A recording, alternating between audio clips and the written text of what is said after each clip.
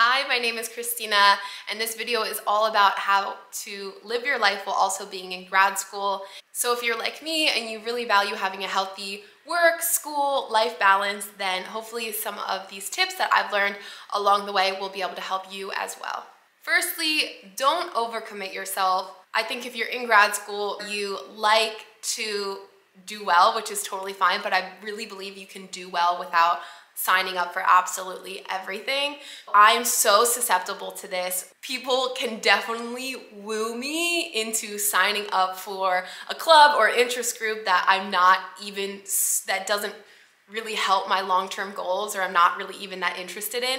Maybe you're like this too, and you are so quick to being like getting an email about something that sounds cool and you're like, oh, I want to sign up for this. So I've had to figure out ways to filter out what is important and what I should be committing my time to.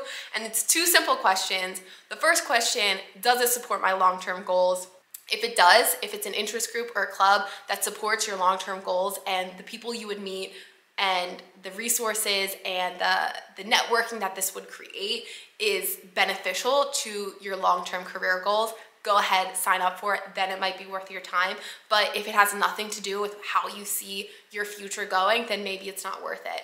The second thing, is it fun? There's certain things that you should sign up for just because it seems fun and the activities are cool. If it seems fun and it would only bring positive energy to your life, go ahead, sign up for it. If it's not fun, if you sign up for it or go to one meeting and you're like, this is not fun, go ahead and drop it. It should either support your long-term goals or it should be fun. We're quick to want to sign up for something because it is a resume booster. And I'd just like you to consider that there's a lot of things that can be resume boosters that are fun and won't bring negative energy to your life. For example, if making time in your life during grad school to travel is really important to you and you're in an online program, right? And you're able to spend 3 months or 6 months in Spain and you're studying full-time online, you're in Spain 1 day a week, you're doing like a 3-hour class of learning basic, intermediate, advanced Spanish, and you come back from this time. I truly believe that when you sit down for a job interview, being able to tell someone that you know how to speak Spanish because you lived during grad school for an extended period of time in a Spanish-speaking country is so much more interesting and beneficial than being able to say you were the treasurer of some random club that you weren't even interested about. You know, that's something that you'll put on your resume, it'll make it longer, but nobody's gonna ask you about that later. That doesn't start any conversation, and you yourself probably are not that interested in it. If it's something you're interested in, go ahead, become the treasurer and dedicate your time to that. But if you're not really that interested, I'd just like to give you the permission right now to not do it. The second thing is to maximize your brain, and there are tons of self-help books or YouTube videos you can read specifically about this, but I'll just give you my little bit about this thing. Your brain will never be functioning at its highest capacity if your physical body and your emotional body are not taken care of. So those things need to be prioritized in a way where it's not the goal, but it's a requirement. We often are saying to ourselves, oh, I wish I could eat healthier, I wish I worked out more, and we set that as a goal. I want to work out this many times a week. It's not a goal, it is a requirement. It's something you should be doing every day, and that doesn't mean intense workouts. It's okay if you set a goal of like wanting to increase your reps or something if you're already working out, but if you're not finding the time to work out during school, you are then probably also wasting a lot of time because your brain is not functioning at its highest capacity. So working out, eating healthy, set this as a requirement for every day. It doesn't have to be intense, doesn't have to take up a lot of your time, but just a little bit each day. If you're feeling healthy, then you'll have more energy and you'll be able to concentrate better, and it'll take you less time to do your assignments or do your readings. You'll be able to kind of breeze through things a little bit quicker and understand things a little bit deeper. On top of this, another thing to help maximize your brain is to set a daily morning routine. This can be difficult if you're like me and you're in nursing grad school and you're working. Maybe your shifts are a little bit different, so you're not waking up every day at the same time. So, but if you have the luxury to set a daily morning routine, or at least a routine for when you first wake up, something like you wake up, do a couple push-ups, meditate for 5 minutes, journal, and then drink something warm, just to get yourself grounded before you dive into the studying or the work of the day, I think can help maximize your brain power. Next, in your study schedule, set time to not study. Write it out literally in your study schedule, where maybe one day a week or one day every 2 weeks, you have a full day where you're not studying, or maybe every Friday you take after 12 p.m. off. Just setting that sort of time and literally writing it into your schedule, committing to it like you commit to taking a test on time, I think will help you not burn out and help you find more time for your creativity and your hobbies and your family.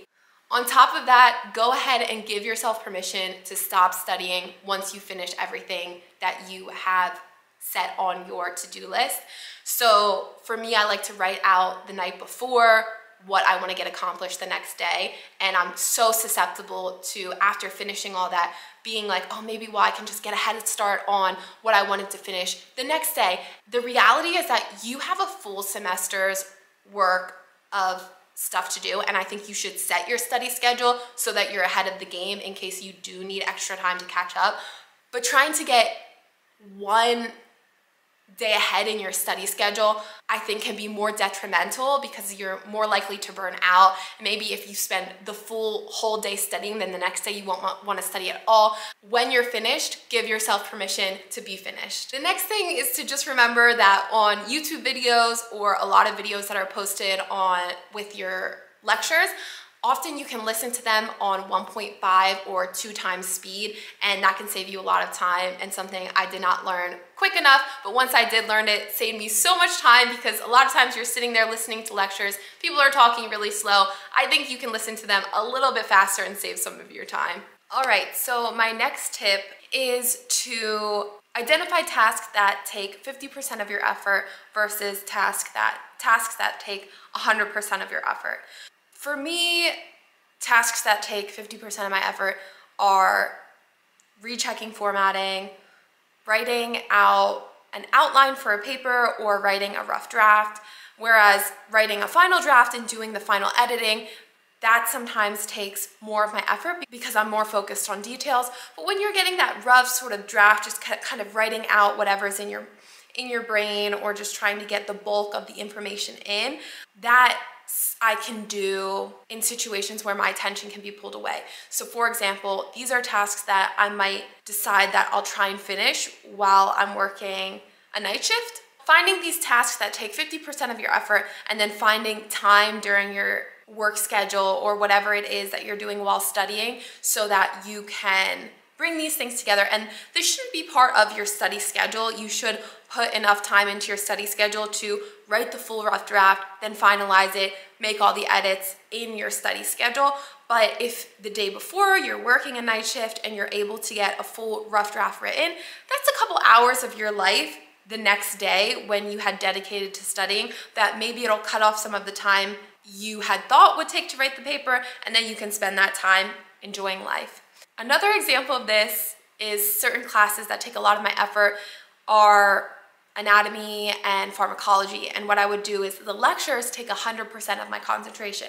I need to be watching the lectures, taking notes at the same time, but to study for the exams, I really love watching YouTube videos. And I'm not taking notes while watching these YouTube videos, I'm just watching different people explain the same concept in different ways. Rather than just sitting there watching the YouTube videos, I would download the YouTube videos on my phone, go to the gym, watch this. You know, I used to watch a lot of Ninja Nerd lectures, which are awesome for anatomy and physiology, and some of these videos are like an hour long. So that's an hour. If you dedicate your time to watching that for an hour, maybe you can hop on the elliptical and do different things while you're also studying for your final.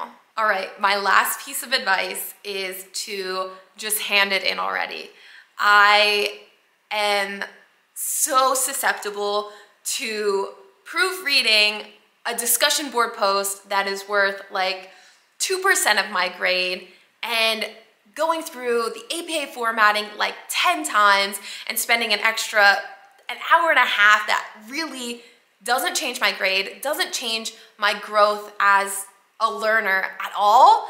If that resonates with you and you are the type of person that lingers on an assignment for hours too long, my advice is to just hand it in already. I think I can convince myself sometimes. I'll write a paper that's due on a Friday and I'll be done with it on a Monday. And I'll be like, oh, I'll wait a few more days to hand it in, and then I'll proofread it again on Tuesday and change like a little bit. Then I'll be like, oh, I'm not ready to hand it in. Then Wednesday. And so the whole week I'm thinking about this paper that I finished on Monday. And if I would have just handed it on Monday, I probably would have gotten a pretty similar grade, and I just wasted so much of my time. So if that resonates with you and you are the type of person to kind of mull over the same thing multiple times, just hand it in. Now, this doesn't apply if it's a paper that is worth like 50% of your grade, or if it's your PhD thesis. In that case, I think it's okay to be a little type A and perfectionist and really comb through everything multiple times. But this is for assignments that just take you an absurdly long time because of your own ego. And in situations like that, I think it's okay to just let it go, hand it in, and have your extra time to do what you want.